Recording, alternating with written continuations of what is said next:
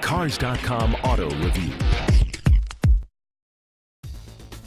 Hi, I'm Mike Hanley with Cars.com. The Volkswagen Jetta was positioned as a more affordable model when it was recently redesigned, but with the 2012 GLI that's just debuted, this is the premium sporty alternative. It's also pricier, to the tune of about $8,000 more than a base Jetta. Let's take a look if those changes really add up to that significant price gap.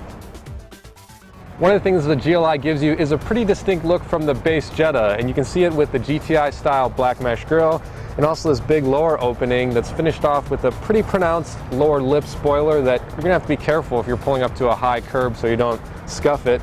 Also available are 18-inch alloy wheels with black pockets, and overall the look is pretty distinct from the regular Jetta.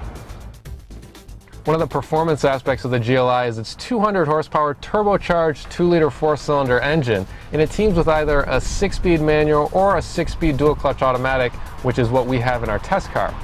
Now, the engine offers a lot of low-end power, it's pretty responsive, but the automatic is a little bit unwilling to downshift, relying too much on the engine's torque, so I'd like to check out what the manual offers in this model. Volkswagen's also made a lot of chassis changes to the GLI, including a new multi-link rear suspension, retuned springs and dampers, and also a lowered ride height.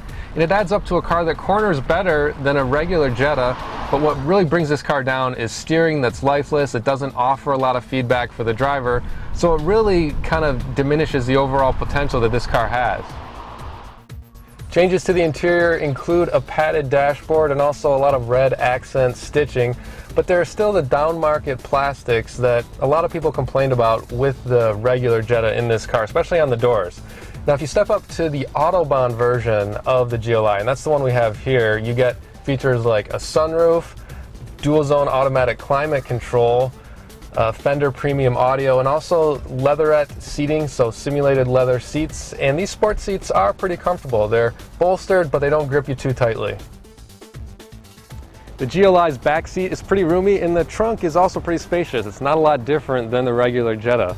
And while the car overall is pretty refined, it really doesn't deliver as much sport as I was expecting, and I think consumers are going to expect too, especially when, for similar money, you can buy a Mazda Speed 3 or a Subaru Impreza WRX that really delivers in the handling department.